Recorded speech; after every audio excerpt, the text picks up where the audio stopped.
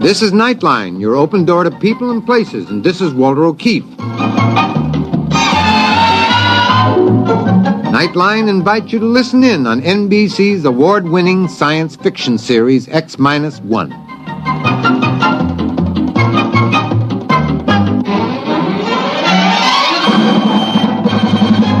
Now escape to a world of the future. Countdown for blast off. X-5, 4, 3, 2, X-1, fire.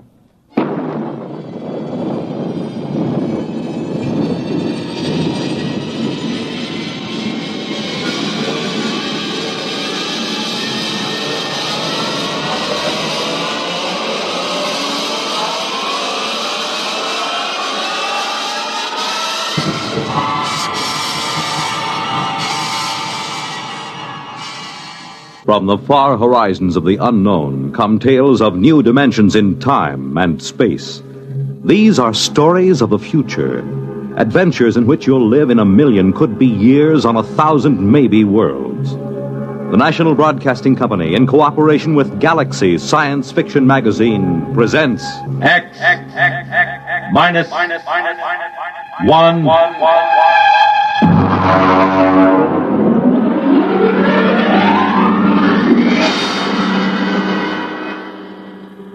Tonight, Silana by James E. Gunn.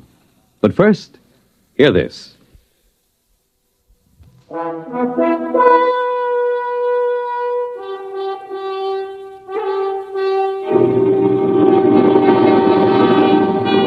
Now, X-1. Our story, Silana by James E. Gunn.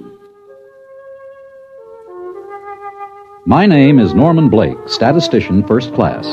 At 2:30 p.m. on Monday, October 21st, in the year 2055, I became a deviant. I left my job an hour early. To deviate from the norm was unheard of in a perfectly adjusted society such as ours. Thanks to the great psychologist Kinder, we had a society where everybody's job suited his talents and needs, where children were raised scientifically, and where everyone lived happily on an even keel instead of swinging back and forth from gloom to ecstasy. Then I noticed it, the single flaw in the perfect system. Come in. Yes, Norm. Henry, I'd like to talk to you for a moment, privately. Close the door. It's rather unusual for me to see one of my statisticians privately, but since we're old friends... Something rather serious has come up. Oh? As you know, my duty is to check the computers to make certain there are no deviations. Yes? This morning, I ran over the figures for our district. Here is the sheet. The deviation is near the bottom. 1,037 gallons of water purified, 1,037 gallons consumed, 9,328 births, 9,328 deaths. I see nothing wrong so far. No? Read the next item. One candy bar taken from baby. Well? Don't you see? A baby can't consent. Therefore, it must have been taken without consent. Henry, that is theft. We haven't had a case of theft in this society for almost 29 years. I see. It's got me so upset I can't think of anything else. You're a little edgy, aren't you? Well, wouldn't you be if you knew there was an antisocial being walking the streets of your own city? I don't think I'd quite go to pieces like that. Maybe, well, this is just a suggestion. Maybe you ought to see an analyst. Perhaps it would help you deal with this problem. I've been analyzed. How long ago? 8 years. Well, unless you're prepared to handle this problem, I'd advise you to get some help.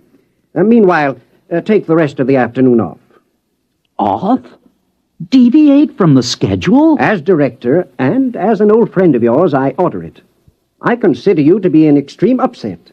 That's your order? That's my order.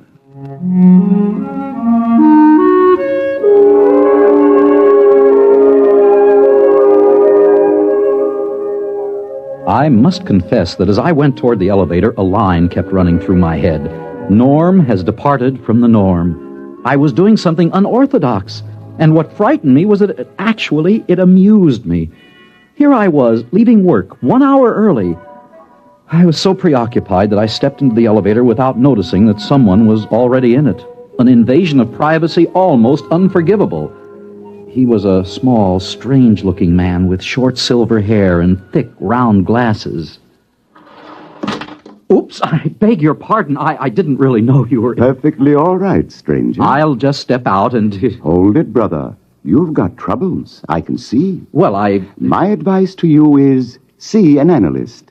Don't wait another 24 hours. Thank you for the advice. That's more than advice, brother. It's a commercial. Here's my card. Andrew C. Rednick, public analyst. Oh, you're an analyst. Freelance. I didn't know there were any. I'm probably one of the few still practicing. My slogan is, don't kid with your id. If life ain't dandy, come see Andy. I may be up to see you. You will, I can tell.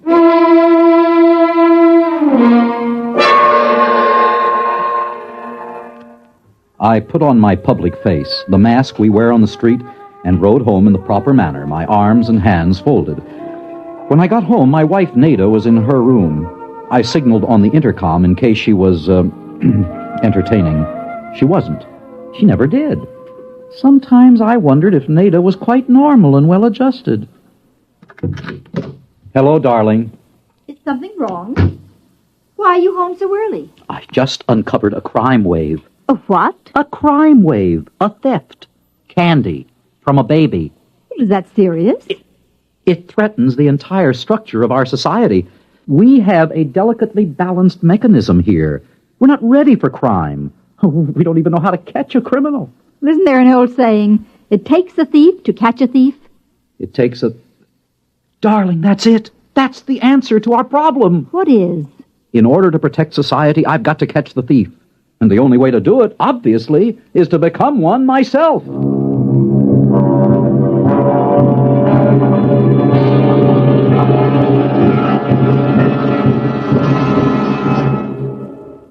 You're listening to Solana, tonight's attraction on X-1.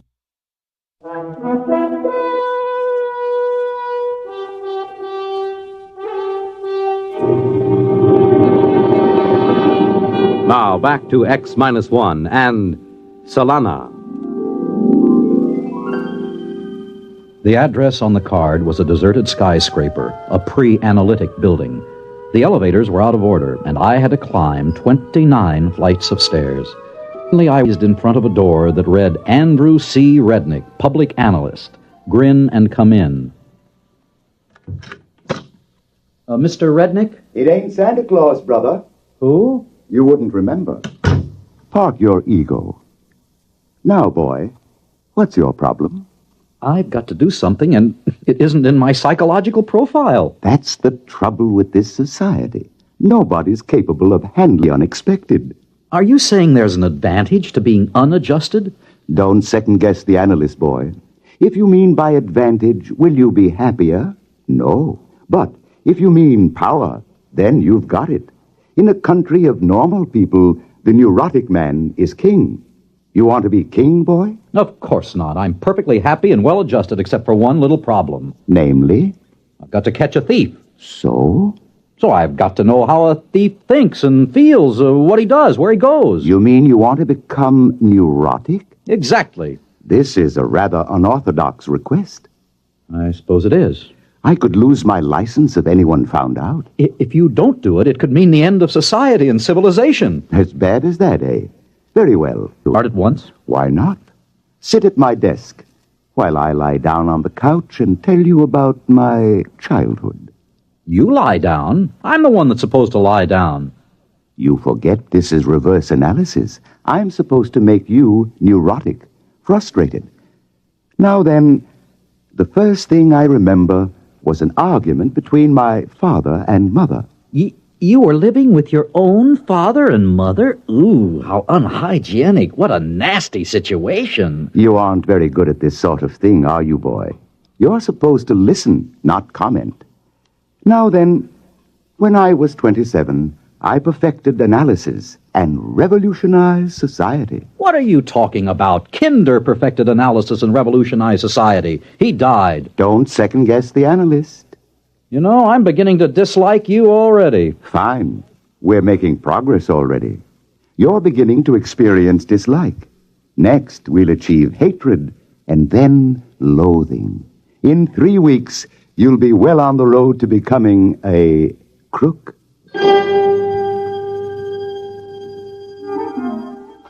Every day for the next week, Rednick lay comfortably on his red leather couch, rambling about his childhood and his problems, while I longed to tell him about my own. I grew more and more repressed, and my disposition became worse and worse. On the 8th day, something happened at the office that made me realize I had to hurry. Come in. Henry, it's happened. What? The thief has struck again, but this time it's even more serious. What did he take? $1 million is missing from the First District Bank. Great Scott! We've got to find this thief, Henry. We're doomed if we don't. Well, maybe he's worked out his repressions. After all, what can a man steal after he's stolen $1 million? I don't know, but I intend to find out. Maybe you ought to drop it, Norm. How can you say a thing like that? It's positively antisocial. Calm down now. You're all upset again. Why don't you take the day off and go home? Spend some time with that lovely wife of yours. She misses you. How do you know?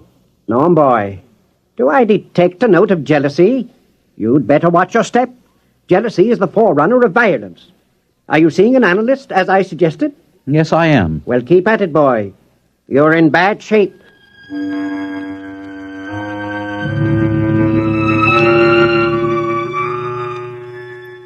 I kept at it. By the time the annual status examinations were due, I was a complete wreck. I hated Andrew Rednick with a passion. I was ambitious and jealous. I had even sunk to that basest of all passions. I had fallen in love with my own wife. And still I had not been able to ferret out the thief. He had not struck again. Ah, you're early, son. So I'm early. You'll have to wait. I have another patient. What? You'll have to wait. I have another patient in the other room. He'll be leaving in a minute. Just sit down. Another patient. I could have killed him. Never occurred to me that Andrew C. Rednick would have another patient. After a few moments, a man emerged from the inner office. He was wearing a silver mask or public face, and naturally I couldn't see his features. As I had my own mask on, he didn't see my features either, but I sensed a certain hostility as he brushed by me. Come in, son. Who is he? Take it easy. We don't reveal the names or identities of patients. I hate him. You're jealous. Jealous. As a matter of fact, I've been thinking of quitting the analysis. Good. This is your last session anyway. My last session? But it can't be. The annual examinations are coming up tomorrow. I am not ready. I'll be demoted to a menial job. I doubt it. I told you I'm not ready. What can I do? Have you ever thought of cheating? On the examination? That's horrible. Only a monster could suggest such a thing. What kind of man are you? Who are you, Rednick? Let me close the door. Now, look through the glass at my sign. You can read it backwards with the door closed. Andrew Rednick. Rednick backwards. Kinder? You? It's impossible. He's the founder of our whole society. Besides, he's dead. He died in an accident. All staged. I just decided to duck out. Why? Because, my friend, I found I had created a Frankenstein, a perfect society. It was like paradise, a Garden of Eden. The same silly people, happy, not wanting anything, not going anyplace, and not changing. So I decided to create a little sin and thereby give the creatures change, growth, misery, ecstasy, and free will. In a sense, I made them creative. Well, son, au revoir. But am I really finished? You're just beginning. Your frustrations are like rabbits, boy. They just keep breeding. I'm the one who's finished. He clapped his hat on his head and walked out, leaving me alone in his office. When I walked over to his desk, I found a gun lying on top of it. I put it in my pocket and returned to my office. The next 5 hours were spent in statistically predicting the questions I would be asked on the annual examination and in finding out the answers in advance. Then I went home. Darling, how did it go? Nada, take a good look at your husband. See anything different? Well, I've been noticing a change for the past few weeks. You're going to notice a much bigger change, sweetheart. Tomorrow, the new appointments will be made based on the results of the annual examination. Did you do well? Did I do well? Read this card. The enclosed card has a magnetic reproduction of your new psychological profile. It indicates you are in the 99th percentile of leadership with the second highest altruism rating ever scored. Therefore, a new position has been created for you. Beginning tomorrow, you will be deputy mayor of the district. Deputy, darling, it's wonderful. Yes, I dare say it is. Only one thing troubles me. What's that? I can't understand how anybody scored higher than I did. I'd counted on becoming mayor. The following day, I reported to the office of the new mayor of our district, the only person who had scored higher than I on the annual examination. I was ushered in promptly. The new mayor was seated behind a huge desk. He wore his public face mask. Mr. Mayor, I'm Norman Blake, the new deputy. Yes, we've met, you know. Oh, I'm afraid I Let don't... me remove my public face. There. Henry Foreman! I'm amazed you didn't guess sooner. How? Quite simple. You and I, dear fellow, have unstable patterns. With me, the first break came the day I took that bar of candy from the baby as I was passing the nursery. My own act frightened me so that I sought an analyst. The same analyst you sought. Rednick? Rednick, Kinder, it's all the same. And you were the thief and I never... It takes one to know one, Norm. You cheated on the exam, too. Using the computer, just as you did. Are there, any others like us? I don't know. We'll find out, though. We're ambitious, you and I. That means we'd be moving up, heading for the governorship, perhaps even the presidency. And then we'll collide with the others, if there are any. As Rednick said, in a world of normal people, the neurotic is king. The only trouble with that is there can only be one king. That's right. And only one mayor. The look he gave me then sent chills up and down my spine. In spite of my high position, I haven't had a moment's peace or relaxation since. Neither, I suspect, has Henry Foreman. There were imbalances in our world which had to lead to the destruction of one or all of us, and we knew it. There was one saying that Rednick Kinder had forgotten to tack up on his wall. Uneasy lies the head that wears the crown.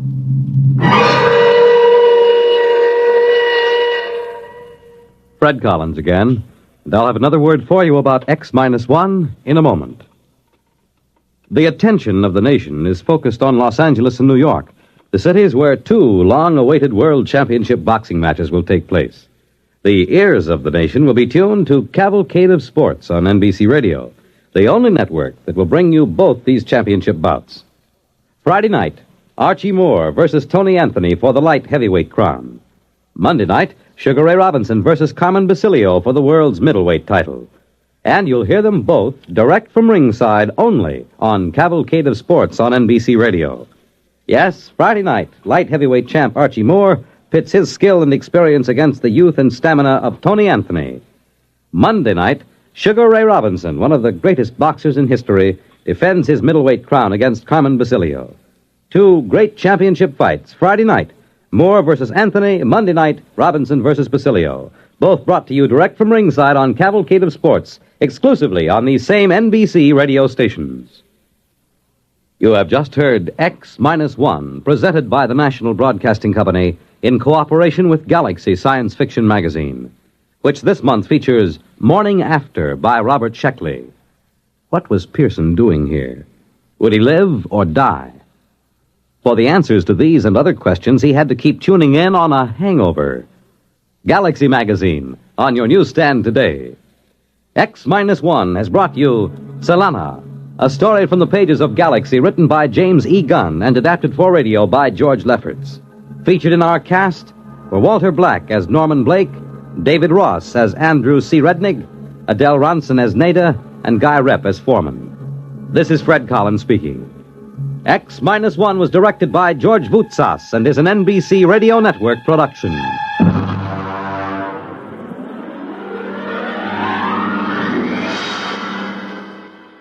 There's excitement in the air at night, and Nightline brings it to you. Hear Nightline with Walter O'Keefe, next on most of these NBC stations.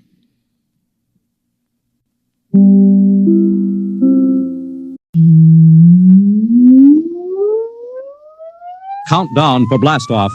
X minus 5, minus 4, minus 3, minus 2, X minus 1, fire.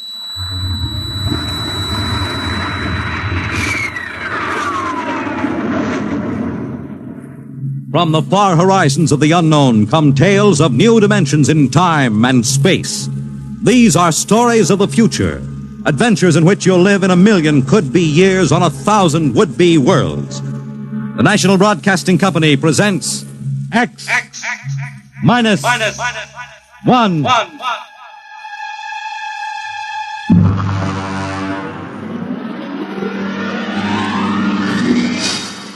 Tonight's story, The Man in the Moon.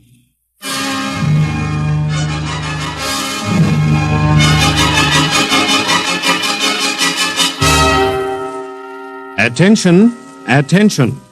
This is the Federal Bureau of Missing Persons calling all local agencies. Attention, this is a coded report nationwide.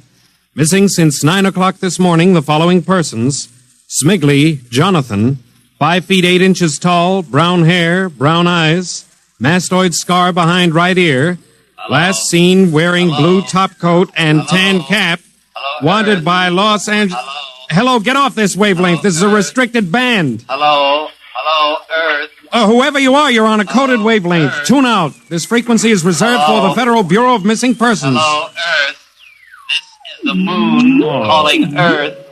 Hello, Earth. This guy's loony.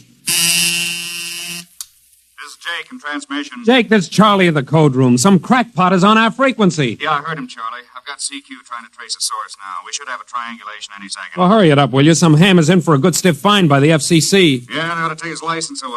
Oh, here comes Lenny with the directional fix. Right. Thanks, Lenny. Hey, what's this? This is impossible. What's going on down there? How about it? Get that ham out of my kilocycles. Oh, listen, Charlie, unless this is a gag, that interference is being beamed from 240,000 miles away. Oh, now, Jake, you know there ain't no such thing as 240,000 miles away. Yes, there is, Charlie, straight up. Oh, now, wait a minute. Charlie, that signal is coming from the moon. Are you nuts? Oh, somebody might be bouncing it like a radar signal. Radar on this frequency? Where'd you study basic radio? Now, listen, Flathead, you asked for a fix. I gave the best fix our instruments can find. Take it or leave it. Somebody on the moon is calling the Bureau of Missing Persons.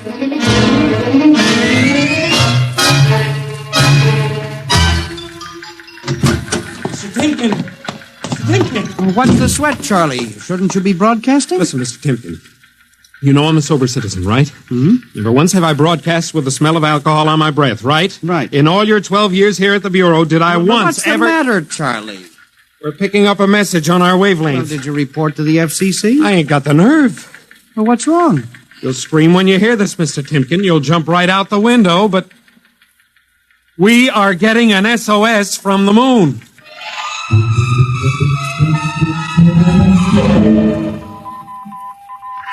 Well, that's it. He started on voice and switched to Morse. The way the signal repeats sounds like a phonograph record or automatic sender of some sort. Well, what's it say? Let's see here. Can you read me? Help, Otterburn. Will contact when moon is in phase. Let's have that again. Can you read me? Help, Otterburn. Will contact when moon is in phase. Otterburn. That sounds like a name, huh? Otterburn. Otterburn. Wait a minute. Something registered? Cornelius Otterburn. Holy jumping Jehoshaphat. Hey, where you gone? Talk to the chief. Hey, wait a minute. What are you going to tell him? We just got a CQ from the man in the moon? That's exactly what I am going to tell him, Charlie. Oh, this is just too much for me.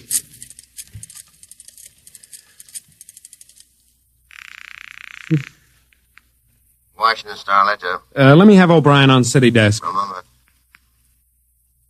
O'Brien? Seamus, Yeah? Charlie Starbuck down at the Missing Persons Bureau. You want a hot one? No kidding. This'll cost you a beer, okay? All right, shoot, Noodle Brain.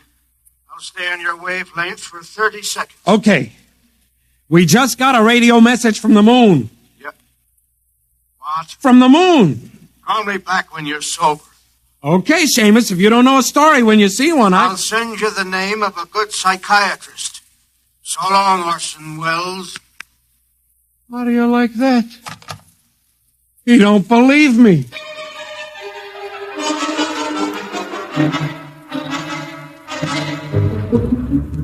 Otterburn, Mr. Wade.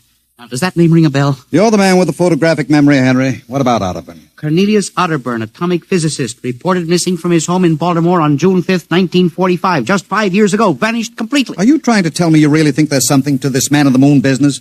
Henry, I'm surprised at you. This is some crackpot trying to jam the airwaves. Yes, but the name Otterburn is so unusual. So are a lot of names. But I have a theory that... I was afraid of that. Henry, you always have a theory. Let's see, what was it last year? Oh, yes, that people disappear in occupational psych. But it's true. Please, Henry, I'm a busy man. You expect me to believe that this Otterburn is sitting up on the moon, sending out shortwave messages? Well, he might be on Earth bouncing the messages off the moon, but who's to say he isn't on the moon? Henry, as chief of this bureau, I have my hands full trying to coordinate reports from 48 states and Alaska. I have no time to include the moon. But, Mr. Wade... Out, Henry. But, Mr. Wade... Out, I'm busy. Yes. Oh, here. Take this folder of reports for the dead file. Yes. And no more nonsense, eh, Henry? Yes. I appreciate that you have a very dull job filing old missing persons reports, and I appreciate that you take an active interest in the affairs of the Bureau. But no more nonsense, huh? No, sir. No more nonsense.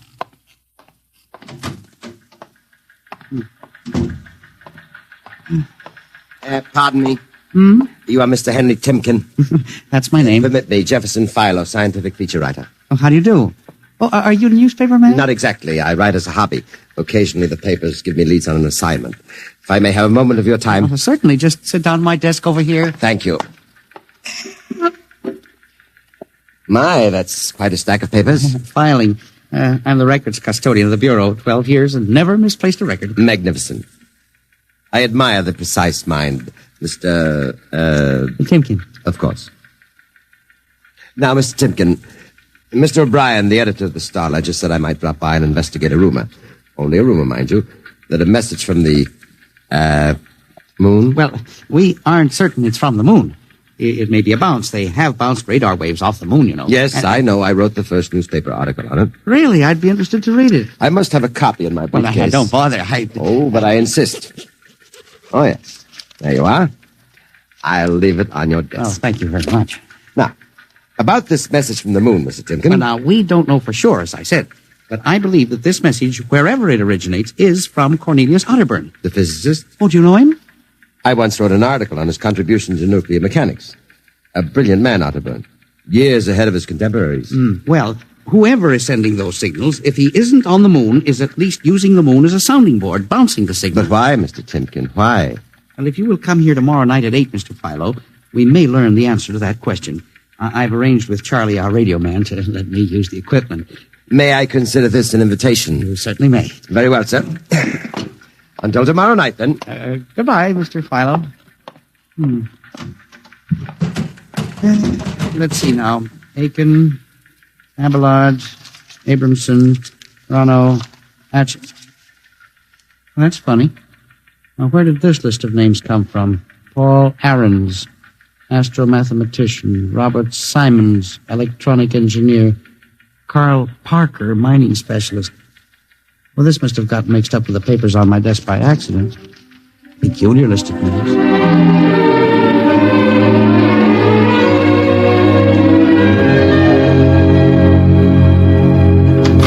Oh, good morning, Charlie. Oh, hi, Mr. Timken. See, we made the papers. Oh? And how? And as the chief steamed up about it, he really gave me what for. What did the paper say? Oh, mostly ha-ha. Here's the Herald. Listen. Man on the moon contacts Missing Persons Bureau. Missing atomic scientists sitting on the moon, say Bureau experts, etc., etc. What a panning. Well, no wonder Mr. Wade is hopping. Say, about tonight, Miss Timken, I don't know. Now, you promised you'd give me a key to the radio room. Yeah, but I didn't expect it. I'll take full responsibility with Mr. Wade. The time for the morning broadcast. We got quite a list today. Well, mind if I listen a while? We may hear Otterburn. Well, I ain't self-conscious. Just stick around. Yes. Attention. Attention. This is the Federal Missing Persons Bureau calling all local agencies. Nationwide. This is a coded broadcast. The following persons are missing Aaron's Dr. Paul, 5'5", brown hair, brown eyes, scar on left side of chin, thick glasses. Aaron's. Occupation, astromathematician. Missing since 6 o'clock this morning. Being sought by Bel Air police. Charlie. Repeat, Dr. Paul Charlie, Aaron's. shut it off a second. Hold it. Delay 1 minute. Listen, Mr. Timken, it's okay to stay, but you can't interrupt Now, this. this is important. Did you say Dr. Aarons was reported missing this morning? 6 a.m. We got the report from Bel Air less than an hour ago. Are you certain, Charlie? Positive. What is this? Charlie, what's the next name on the list? Let's see. Simons, Robert, engineer. What? Came in less than 20 minutes ago. 20? Hey, what's the matter with you? You look like you've seen a ghost. It's nothing, Charlie, except that last night, quite by accident, someone left a list of names on my desk. And that list included the names of those 2 men who were reported missing within the last hour. What? Oh, that don't sound right to me. Well, it isn't right, Charlie. It leaves a big question to be answered. Who would make up a list of missing persons before they were missing, not after?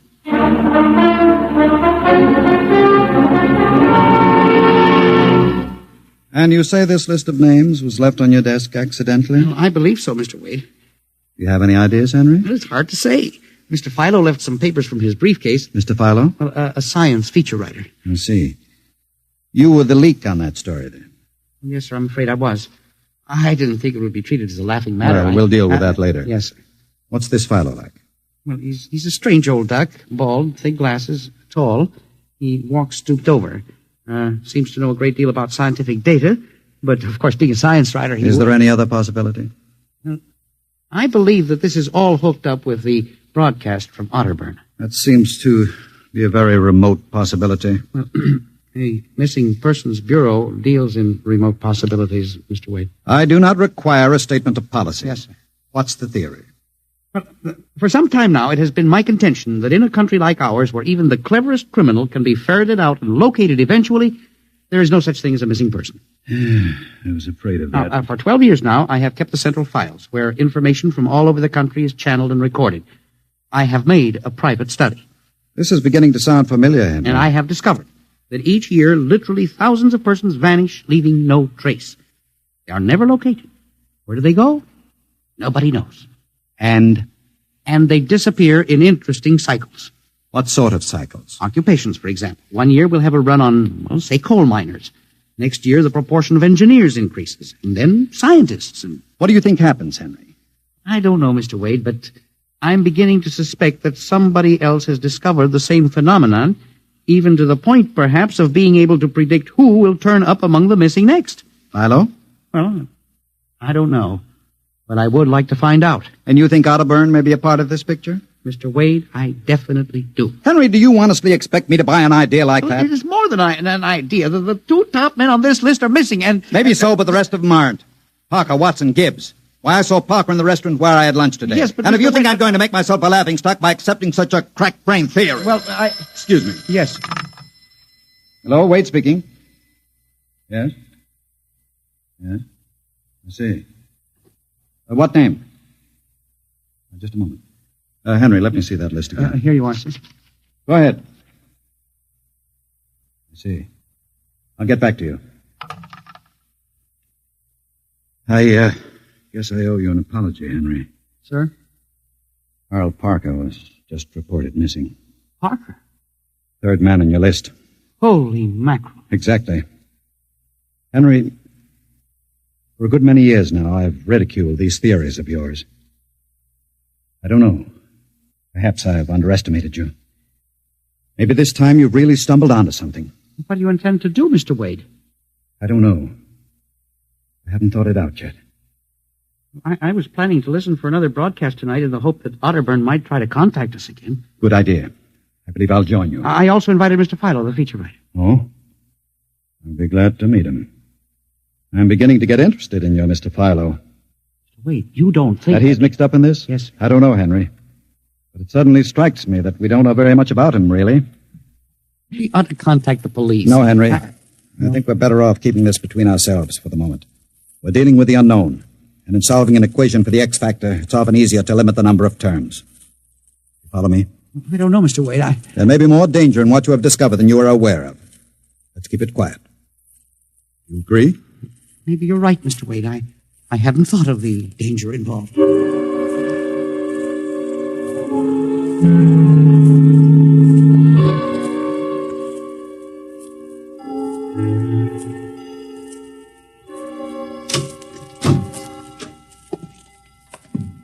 8 o'clock.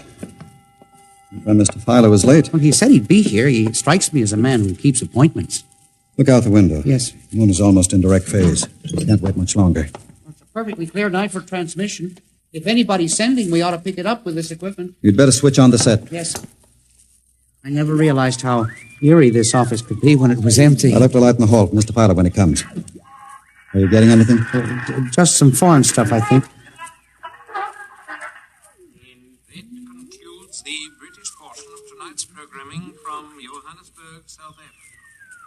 We continue in April. That's a peculiar transmission sound. Well, that sounds like something. See if I can work the selector. The moon is in phase. Yes. Hello, Earth. Can you hear me? I'll try to return. Hello? Hello? Hello, Earth. Hello, do you hear me? Oh, I get you now. Thank God. Who are you? Can you hear me? Who are you? This is Professor Cornelius Otterburn. Hello? Go on, I hear you. Not much time. They're on to me. They've located my sending point. You hear me? Go ahead, keep talking. I've only enough oxygen for a few minutes more. Well, where are you? I'm on the Earth side of the moon. You get that? The Earth side of the moon. A volcanic crater. Good. Start that recorder, Mr. Wade. Go on. Explain, please. Explain, Now please. listen closely. There is an Earth colony on the moon. There is an Earth colony on the far side of the moon, made up of renegade scientists and criminals. Professor Ernst Halsman. He died in an insane asylum in 1938. Professor Ernst Halsman discovered nuclear rocket power in 1935. Turned his plans over to escaped inmates of the asylum. They took off and set up a colony on the far side of the moon in 1938. Go ahead, we're recording you. Each year, they recruit new colonists from Earth. Slave labor, mostly. I was kidnapped in 1945. Yes, I know. Keep talking. They wanted me to work on atomic drive for their flying disc. Hello? Still getting you. Go on. Last month, 6 others and I escaped. Speak louder. You got to stop them. Stop them. Stop who? The moon colony, planning to take over the Earth. Invasion. Oh. Hang on. No oxygen. Hard to breathe. Hey, listen, they have agents on Earth. You hear me? Agents on Earth? Where? Who? Hello? Agents in... Henry, look out. Lights. Someone at the window, get down. Henry, are you all right? I think so. His shot smashed the transmitter. And the lights. Strike a match. Careful. It was close. I got a look at him. From the description, it was your Mr. Philo. We got a recording anyway, but not the most important part of the message. Poor Otterburn, suffocating to death. Henry, we've got to get you out of here. He said they have agents. Philo was probably one of them. He'll be looking for you now, trying to kill you. The police... Do you think the police would believe a fantastic story like this? People being kidnapped to the moon as slave labor? Moon colony planning an invasion of the Earth? But Henry, believe me, they'd trap us into straitjackets before we could finish. We've got to do something. We need time. Time to get proof. You don't think my theory was bunk then? I know it wasn't, Henry.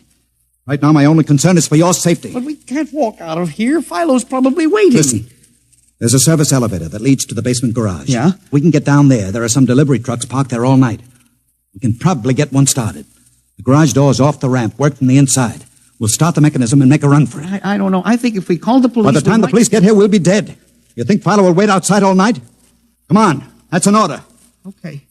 But what about the recording of Otterburn's notes? We'll leave that here in the safe in my office. They'll never get into that. Let's go.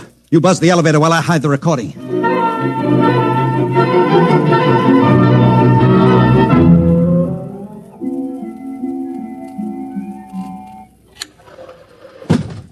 This is the basement. Come on. Keep to the side. Yes, sir. Shh. Let's try that delivery truck over there. I'll get in. All right, Henry. You start the mechanism to open the garage door, then jump onto the truck. Yes, sir. We'll make a dash for it. Where can we go? I have a farm outside Chevy Chase. It's private. Miles from the nearest neighbor and completely hidden by trees. We'll run for that. Go ahead. Start the door up. All right.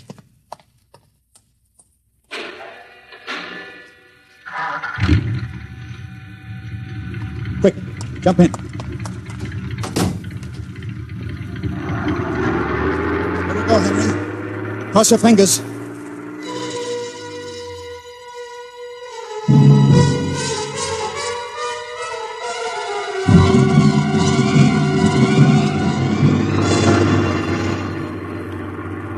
We made it out all right. Anything doing? There's a blue coupe behind us, Mr. Wade. It seems to be following. I'll cut up Pennsylvania Avenue. Now Route 1, toward Baltimore. It is following. He turned with us. Can you go faster? Not much faster. Well, he's gaining on us. I've got an idea. Hang on, Henry. Yes, sir. Why'd you stop? I'll turn off the lights.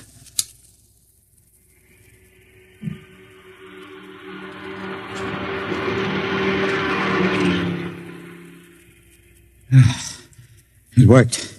He shot right past us. Now we'll double back and go out another route.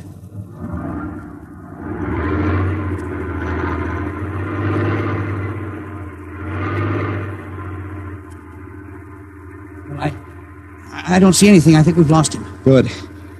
I think everything's going to be all right now. We can be at my farm in less than an hour.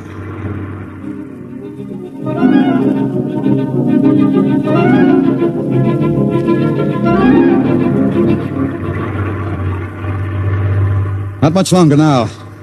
Is anyone behind us? I thought I saw the blue coupe again, but I was mistaken. Whew.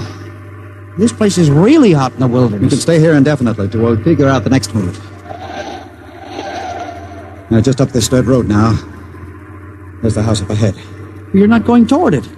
No, I have a better idea. There's a big abandoned wheat silo on my grounds. It's down a hollow where it can't be seen except from the air. And even then, the oak tree's shielded. We'll hide you out there. Now, we leave the truck here. It'll never be seen. Come on. Yes. How did you ever find this place, Mr. Wade? I've always liked seclusion. I bought it about 12 years ago. Come up here in the summertime to get away from it all. There's the silo. It's certainly well hidden. There's a small door around the side. Come on. Be careful of those bushes. Yes. It's hard to see them in the dark. Do you suppose Philo will find us? I assure you, Henry, Mr. Fowler will never find us here. Not in a million years. Here's the door.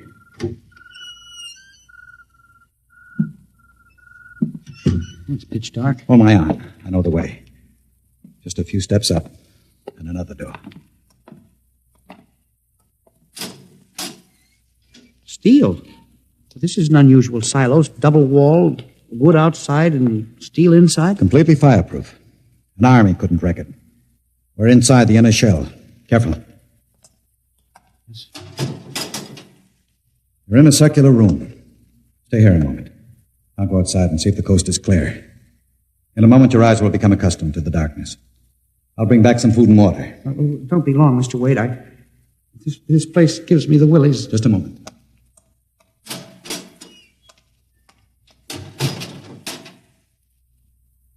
Mr. Wade.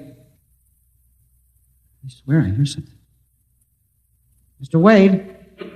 What's that? There is something. Good Lord. There's someone in here. It's locked. Oh, no. Mr. Wade. Mr. Wade, let me out. I'm not alone in here. Mr. Wade. This must be a light switch.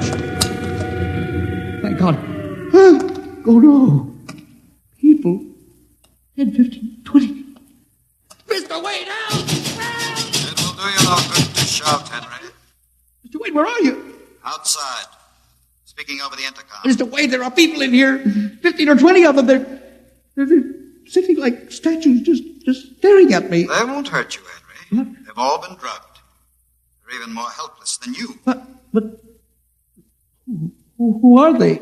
Permit me to introduce them, Henry, since they're currently unable to introduce themselves. The gentleman seated before you, the one with the scar, is Dr. Paul Ahrens, the astromathematician. Next to him is Mr. Robert Simons, electronic engineer. Name's on the list. Yes, you're familiar with the rest. They've all been, shall we say, recruited for work with Professor Halsman's group on the moon. Moon? Then you're one of them. Of course. Oh, yes. There's one whose name was not on our list. If you'll turn around, Henry, you'll recognize the drugged form of your old friend, Mr. Philo. Philo? But I thought... That he was part of the conspiracy? No. On the contrary. His snooping made it necessary for us to include... Please put the man in the window, the one who fired the shot. An agent of mine. The pilot of this ship. Ship? What ship? This silo is camouflage for a rocket launching platform. In a moment, the roof will slide back for the rocket's takeoff. A rocket ship? In exactly 70 hours, you and your companions will join Professor Otterburn on the moon. But you can't do this to me. We have done it, Henry. No. You see, there was another name omitted in that list, which I carelessly mixed up with your papers. That of Henry Timken. No! Bon voyage. I won't let you do this! You can't! Please let me out! Let me out, please! This can't happen! Let me out! Let me out!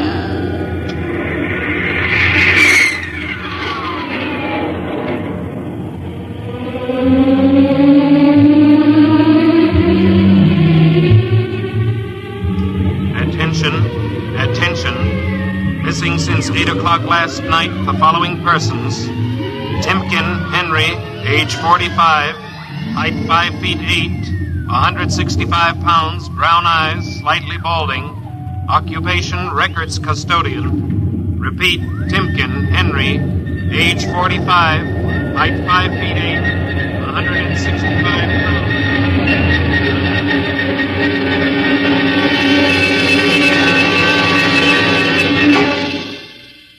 In just a moment, a word about next week's adventure. Tonight, by transcription, X-1 has brought you The Man in the Moon, an original radio drama written by George Lefferts. Featured in the cast were Louis Van Ruten as Henry, Santos Ortega as the Chief, Ross Martin as Charlie, Sidney Smith as Otterburn, Bob Haig as Jake, Joe DeSantis as Philo, and Ed Latimer as O'Brien. Your announcer, Fred Collins. X-1 was directed by Fred Way and is an NBC Radio Network production.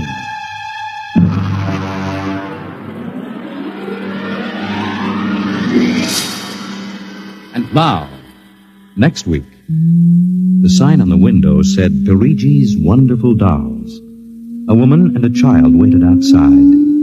The little girl peering eagerly through the window, and the woman glancing impatiently at her wristwatch, as if expecting someone who was late for an appointment.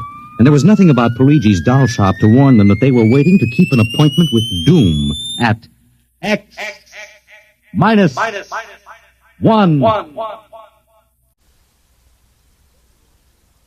WRVR presents X-1. This is an experimental program on WRVR, and we'd like to hear your comments. Please drop us a note to X-1, WRVR, New York, New York, 10027. And now, tonight's adventure on X-1. Countdown for blast off.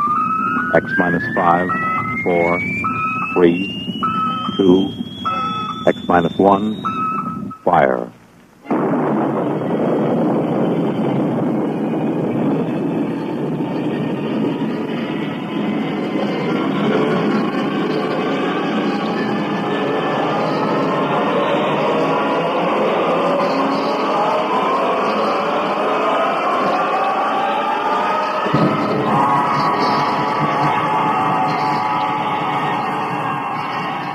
From the far horizons of the unknown come transcribed tales of new dimensions in time and space. These are stories of the future, adventures in which you'll live in a million, could be years, on 1,000 maybe worlds. Renaissance Radio Network, in cooperation with Galaxy and Worlds of If Science Fiction magazines, presents X-1.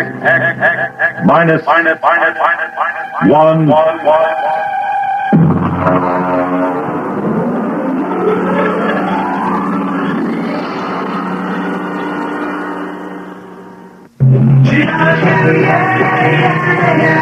I'm Roy Fox. As a broadcaster, I've seen fads come and go, but few have stayed with us. One of those few is the Beatles. The Beatles created a whole new world of music, fashion, and ideas, and though they're no longer together, radio stations around the world still play their music. Now, RRP has gathered 60 of their finest songs onto 4 LP records, cassettes, and 8-track tapes for only $13.98. You get such Beatle greats as I Want to Hold Your Hand, Hard Day's Night, Bangladesh, Hey Jude, Michelle, Help, The Ballad of John and Yoko, Sgt. Pepper, and I Love Her, Yellow Submarine, and 50 other great hits. You get your choice of stereo records, 8-tracks, or cassettes for only $13.98. This is an album that you'll want to keep, and it will surely grow more and more valuable in years to come. Here's your announcer to tell you how to order. Send $13.98 to Beatles, Box 377, Seymour, Connecticut. That's Beatles, Box 377, Seymour, Connecticut. Specify cartridges, cassettes, or records. Money back guarantee by Electro Sound Dupe Incorporated.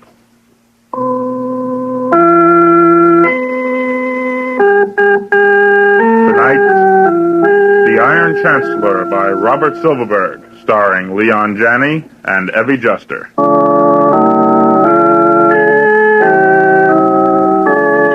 Like many other modern families, the 4 of us could all stand to shed quite a few pounds. So when I saw in Miracle Mile Robot Shop a 40% discount on the 2061 robot model with adjustable caloric intake monitors, I figured it merited an inquiry. I thought first of my bank balance, then of Ethel's figure. Besides, our old robo-cook makes a poor showing when I bring other company executives home for dinner. On my way home from work, I stopped in. Can I help you, sir? Yes. I see you're admiring our 2061. Yes, it's a real beauty. How much? Only $2,995, sir. Oh. That includes free service contract for the first 5 years, only 200 credits down, and up to 40 months to pay. Okay, I'll take it. Well, good.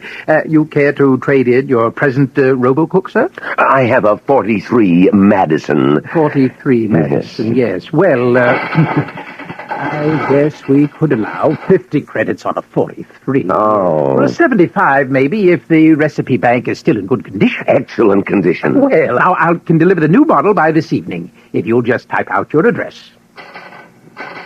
That's in the Westro subdivision. Well, a very fashionable suburb. Yes. Do you have one of those totally detached, self-powered houses? Yes, indeed. It affords us infinite privacy. Ah, yes.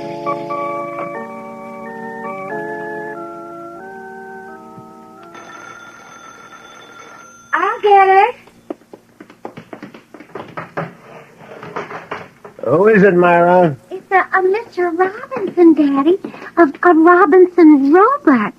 And he's got a bulky package to deliver. It's A surprise, my dear. What in the world is... Myra, show him in, please. Oh, all right. There we are. Got him all wrapped. All 7 feet of it, Mr. Carmichael. Lots of delicate circuitry in that job. You ought to be very proud of him. Joey, help Mr. Robinson unpack the new robo. No, that's okay. I can manage it. And it's not a robo-cook, by the way. It's called a robo-servitor. Sam, it must be a fortune. It's very reasonable, Ethel. Now, don't worry so much. There, this is the instruction manual. Now, don't fret about the thickness of the booklet. It's just part of the trimmings. This robot's no trouble to handle. Now, here's the recipe bank. Biggest and best ever designed. And what about the special features? The reducing monitors, you mean? Yes. Well, they're right over here, see? You just program in the names of the members of the family and their present and desired weights. And the robo-servitor takes care of the rest. Computes caloric intake, adjusts menus, and everything else. I told you I was going to do something about our weight, Ethel. No more dieting. The robot does all the work. Oh, my. I don't think there'll be any trouble, but if there is, just give me a buzz. Right. I felt a momentary twinge of nostalgia when Robinson took our obsolete robo-cook. After all, it was with us 16 years. That night, the four of us spent the evening discovering things about our new robot. Joey prided himself on his knowledge of practical robotics, so I let him integrate our weights and desires. You wish this schedule to take effect immediately? Oh, well, tomorrow morning at breakfast. We might as well start right away. Good morning, one and all. Oh, good morning. Your toast and coffee, sir. Well, I like cream and sugar in my coffee. You must learn to drink your coffee without such things if you wish to lose weight. Oh, yes. Yes, of course. Well, this regimen is more Spartan than I anticipated. Joey, why don't you pour that glass of milk into the cereal? Won't it taste better that way? Sure it will, but Bismarck says I won't get another glass if I do, so I'm eating this way. Bismarck? It's the name of a famous 19th century German dictator. They called him the Iron Chancellor. Pretty good name for him, huh? No, it's silly. Well, it has a certain ring of truth, though. Here is your luncheon menu. You are the only member of this family group who will not be eating 3 meals a day under my personal supervision. Please adhere. And I did, even though I had to avoid my colleagues and eat at a robo-cafeteria so as not to be ribbed or questioned. Needless to say, I wasn't full. Dinner loomed in my mind. My hand shook. When I arrived home that night, I handed the robo-servitor my hat and cloak and, as always, reached out for my cocktail. Yes, sir. How may I assist you? Are we, out of gin? No, sir. How come no drink, then? Because, sir, a martini's caloric content is inordinately high. But gin is rated at 100 calories per ounce, and Okay, enough. It is almost dinner time, sir. Did you have a good day, sir? No, I'm hungry. The first days of diet are the most difficult. Excuse me now while I prepare the meal. The name Bismarck was beginning to fit him more and more. After dinner, if you can call it that, Bismarck was in the basement. He gave us a chance to speak privately.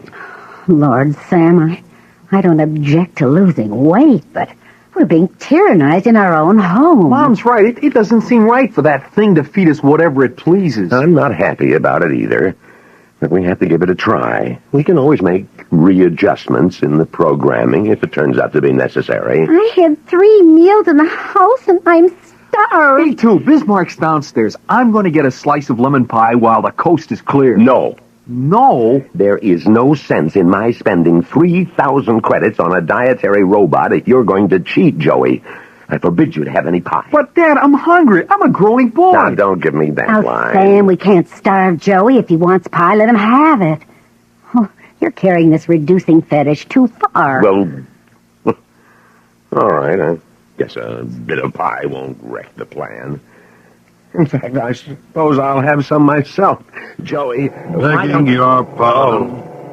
It would be most unfortunate if you were to have pie now, Mr. Carmichael. My calculations are very precise. Let's forget the lemon pie, Joey.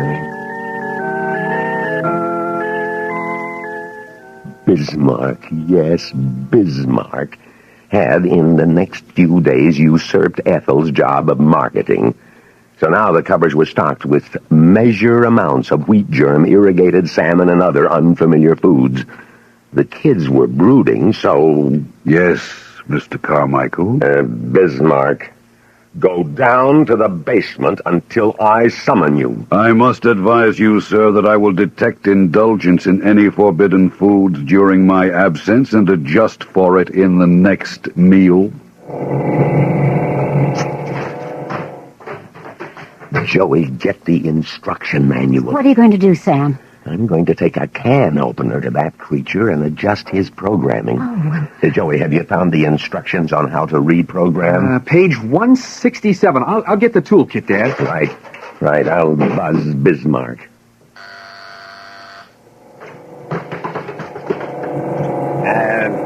Bismarck, I'm afraid it's necessary for us to change your program.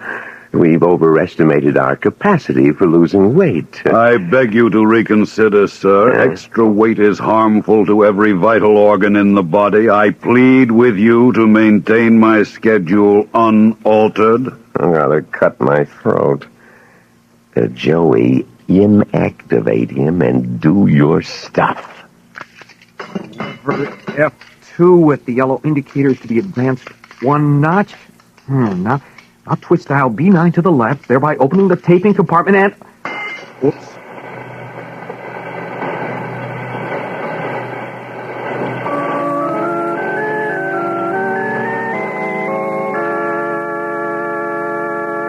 We will be back with the second half of The Iron Chancellor after this message of importance.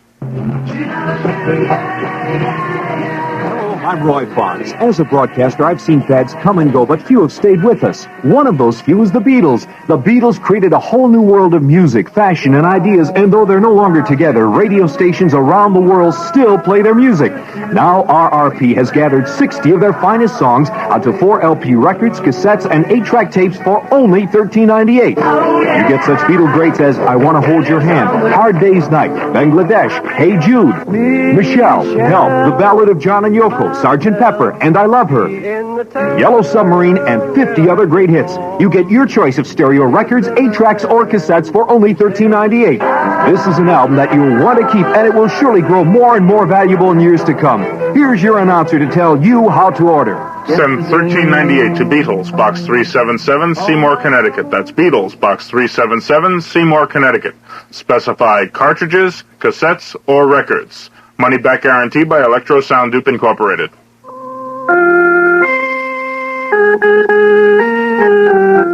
And now we return to X-1 and the Iron Chancellor by Robert Silverberg.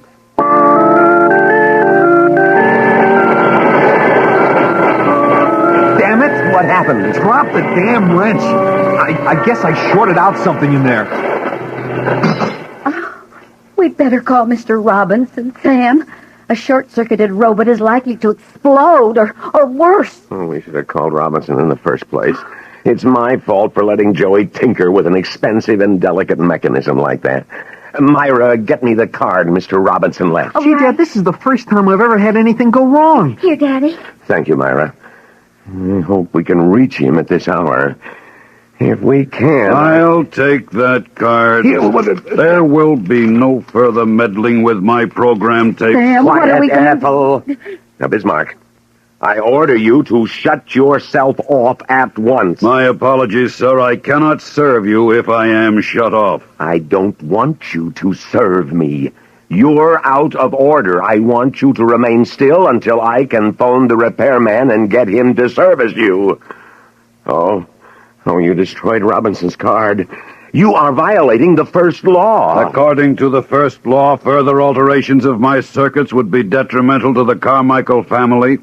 I cannot permit you to summon the repairman. Don't get him angry, Dad. I'll call the police. I'll be back. You will remain within this house.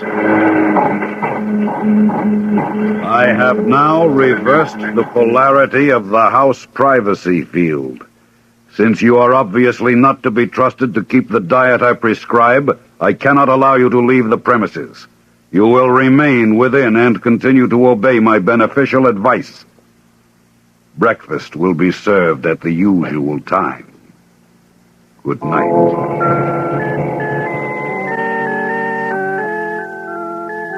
I awoke late, well past 9. Bismarck had neatly canceled out the impulse from the house that woke me at 7 each morning. After black coffee and toast, I tried the front door until I was in a sweat. I beg your pardon, sir. The door will not open. I explained last night. The force field is around the entire detached dwelling. Now, in theory, the field could be penetrated from the outside, but nobody comes calling without an invitation in Westro. It is not one of those neighborly subdivisions where everyone knows everyone. That was why we picked it. Dad, the phone connection severed. Damn him. He can't hold us prisoners here. Oh, Bismarck's short circuit has resulted in exaggerating his sense of functioning. He's determined to make us lose weight, even if it kills us. He's got the kitchen wall up with some kind of electronic-based force web. He must have built it during the night. I tried to sneak in and scrounge some food and got a flat nose. Oh, we'll be skeletons any day. Hey, it isn't that bad, Mom. Yes, it is, Dad. I've lost 5 pounds in 4 days. Quiet. Bismarck's coming. Lunch will be served in 8 minutes. Probably down at the office. They're wondering where I am. Oh, they won't care. An executive isn't required to account for every day he takes off, you know. I haven't missed a day's work in years. I know. Oh, but they'll worry after 3 or 4 days, won't they? Maybe they'll try to phone her, or even send a rescue mission. There will be no danger of that. While you slept this morning, I notified your place of employment that you were resigning. Well, you're lying. The phone is cut off. I communicated with them via microwave generator. Oh, if only we had an oilman the way we used to. He'd know how to shut the field off. But no, we've got a shiny, chromium-plated cryostat, dishing out liquid helium. A neat, self-contained island in the middle of civilization with nobody bothering us. Ethel, please. Luncheon is served. You've got to do something about this, Sam. I'll have to, huh? And just what am I supposed to do? Daddy, don't get angry. Oh, don't tell me what I should or shouldn't do. Maybe you could distract him, and I could open him up again. No. That thing's 7 feet tall and weighs 3,000 pounds. I'm not gonna wrestle with him. The haggard face in the mirror was mine. 6 days of starvation. I stepped on the scales. 12 pounds off in less than 2 weeks. Then it came to me in a flash. Ethel, Myra, Joey, come here. Where's that robot? In the kitchen. Bismarck? Bismarck, come out here. How may I serve you, sir? Damn you, scan me with your super power receptors and tell me how much I weigh.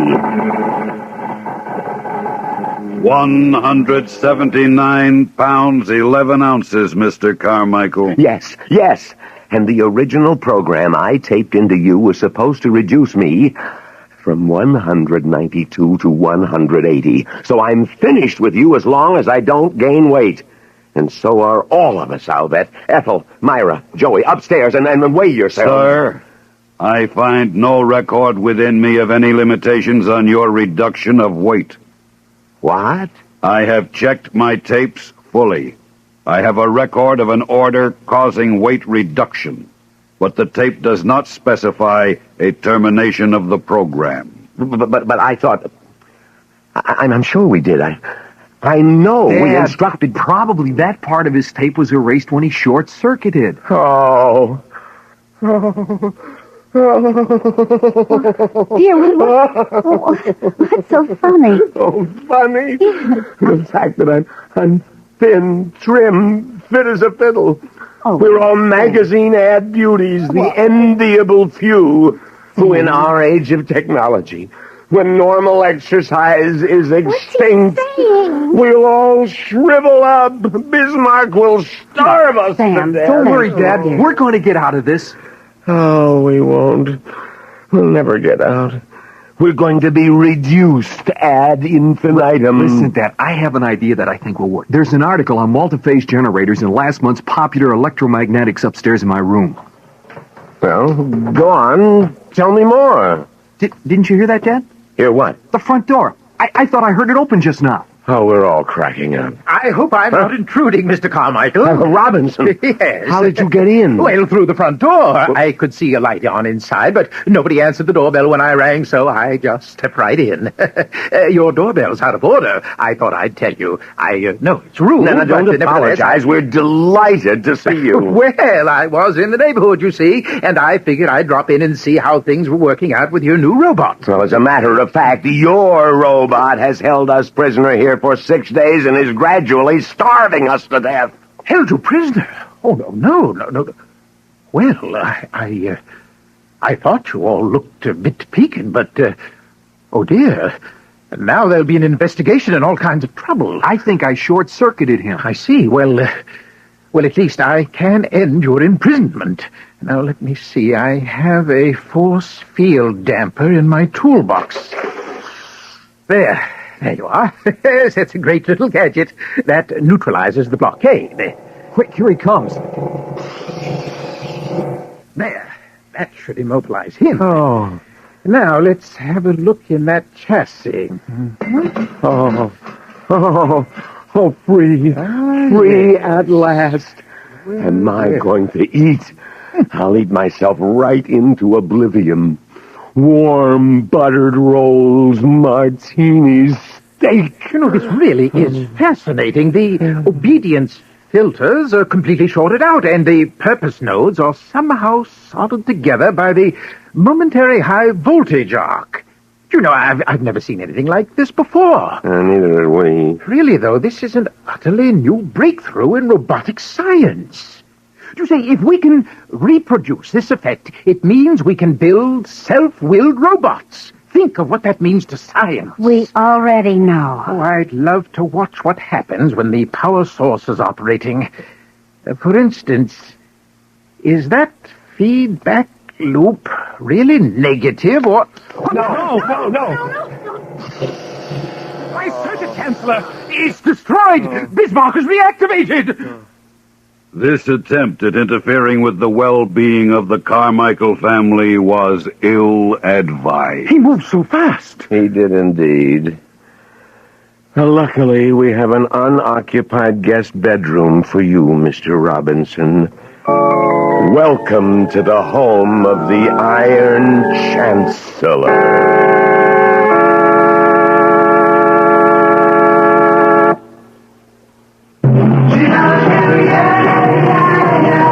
I'm Roy Fox. As a broadcaster, I've seen fads come and go, but few have stayed with us. One of those few is the Beatles. The Beatles created a whole new world of music, fashion, and ideas, and though they're no longer together, radio stations around the world still play their music.